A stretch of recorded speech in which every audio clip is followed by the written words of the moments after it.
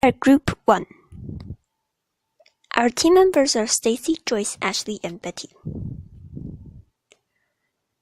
In this video, we're going to talk about the book Co-opetition, Chapter 3 and 4.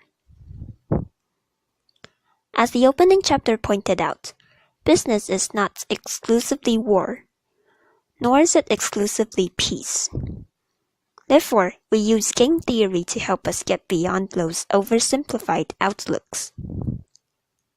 Game theory can analyze situations in which people's fortune are interdependent and provides a systematic way to develop strategies when one person's fate depends on what other people do. We can say that game theory is a good way for the analysis of business strategy. There are 5 fundamental elements of the game of business. 1. Players. The complete list of players consisted of customers, suppliers, competitors, and complementers. By using value nets, we can identify all the players and their relationships that are useful to a company. 2. Added value. Added value measures what each player contributes to the game by joining it. Your added value will equal to the size of the pie when you are in the game, minus the size of the pie when you are out of the game. It is hard to get more from a game than your added value.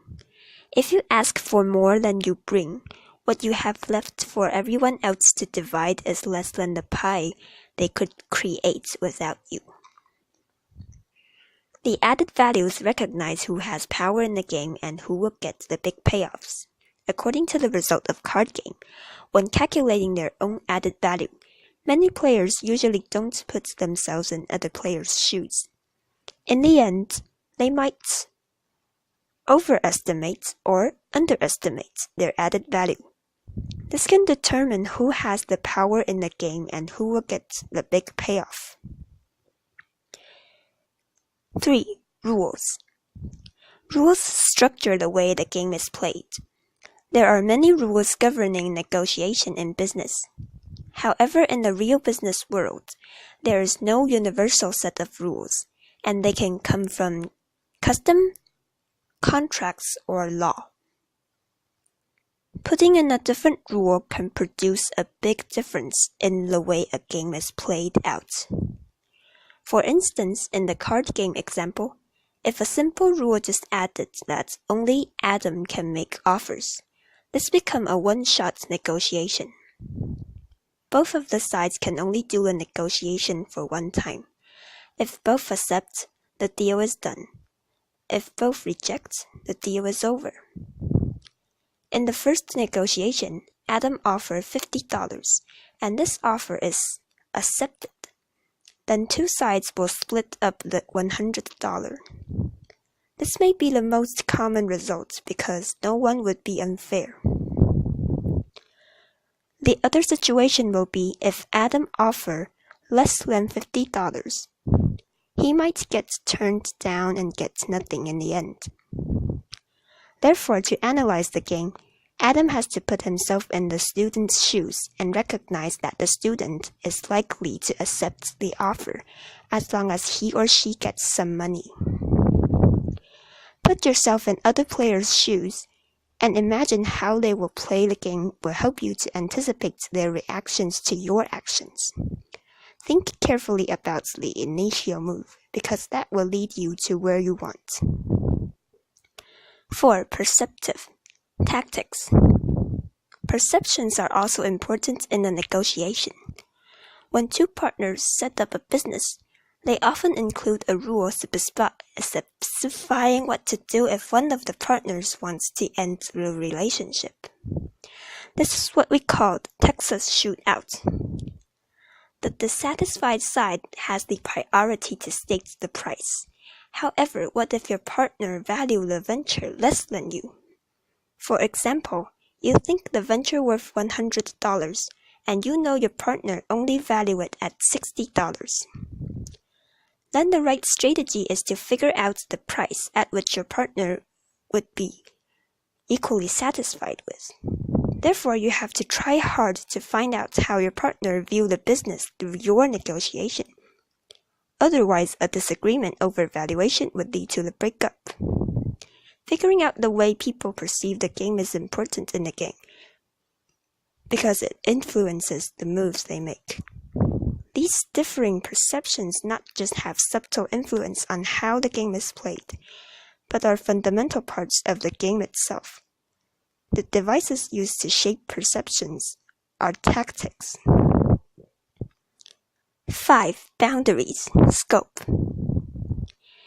Theoretically, a game has no boundaries, but it is too complex to analyze a game without boundaries. In real practice, to help them analyze the game, people draw artificial boundaries and create the fiction that there are many separate games. The problem is that mental boundaries are not real boundaries. Although people often analyze games in isolation, each game is invariably linked to others. The link between games can cause a cascade effect. It is important to recognize these 5 elements are all components of a single whole and the various elements depend so closely on each other. We still need to look at each component individually to be sure that no one is neglected. As we just mentioned, in order to anticipate the other player's next moves or how they will react to your move, you have to put yourself in their shoes. It doesn't mean that you have to ignore your own position. The skill lies in putting 2 sides points together and understanding both egocentric and allocentric perspectives. However, it is not how would you analyze the game from their perspective. It would be how would they analyze the game from their perspectives. You have to pretend not to know the strategy of your side, and you may figure out the other players more correctly. The last part of the 3rd chapter mentioned about how to change the game. The maximization of profits or biggest opportunities does not come from playing the different game, but they come from changing the game itself. If you are playing the wrong game, you must need to change it. On the other hand, if you are playing a good game, think about how to create a better one. So how do you change the game? In fact, the various elements will seem to overlap because they depend so closely on each other. Therefore, change one or more of these 5 elements gives a way to transform the existing game into an entirely new one. So, how do you change a player, the most fundamental element of the game, and what are the consequences of changing it? The first way is to become a player. People tend to weigh pros and cons when they consider entering a game. However, they often misjudge what it would really be like to be in the game. The reason is that anytime you enter a game, the game is changed. The game after you joined is not the same as the one you first saw.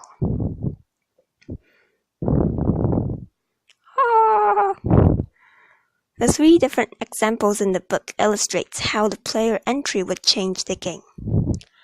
Although both being newcomers, Holland Sweetener and Norfolk Southern both fared poorly. But Bell South made a lot of money.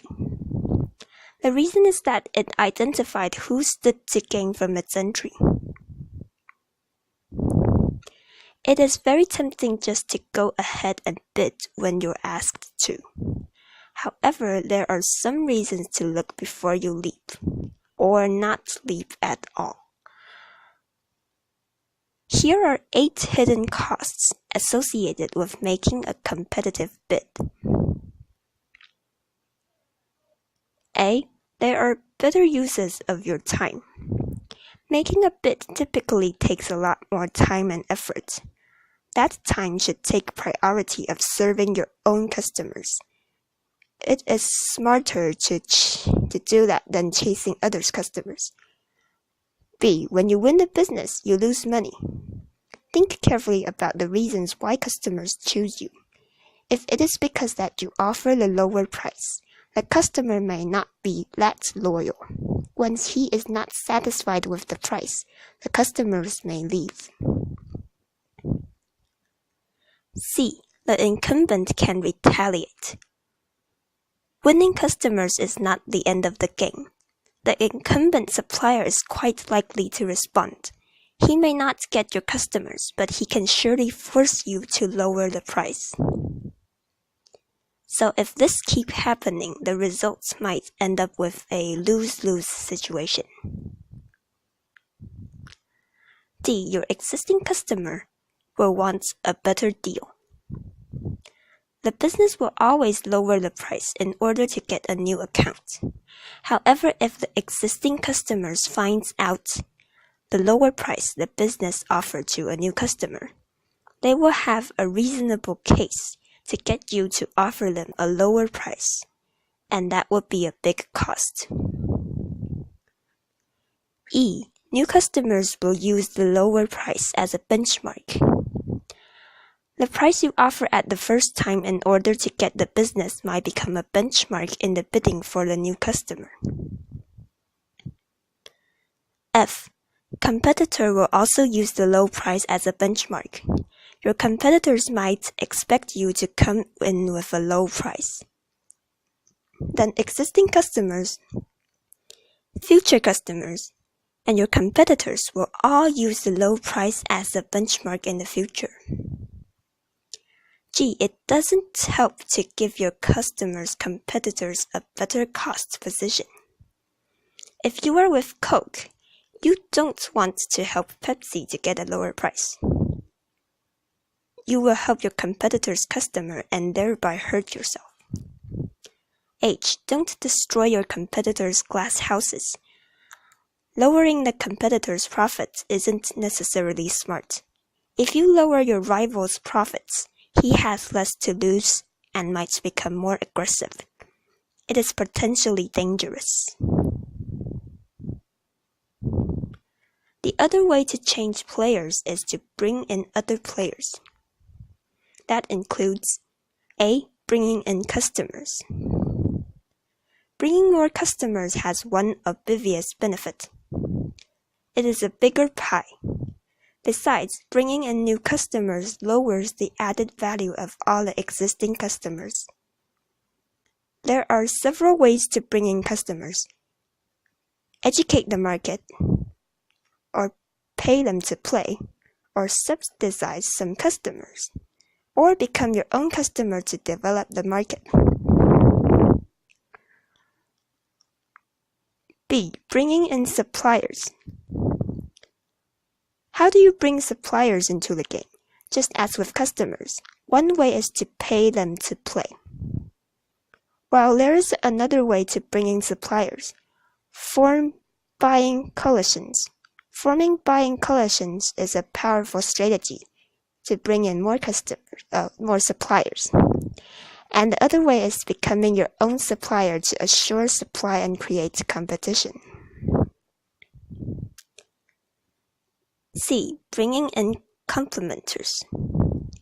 The strategy of bringing in complementers can raise your added value. The more complements, the more valuable to customers your product becomes. For example, the car and insurance we mentioned in Chapter 2. The auto insurance company can negotiate with car dealers to help their customers to get better deals on new cars. D. Bringing in competitors. Competition is a way of life. Competition can push you to achieve your personal best. Maybe you don't think that you need the benefits of competition. But some customers might not be willing to do business with you unless you have a competitor. And this is the end of our video. Thank you for your attention.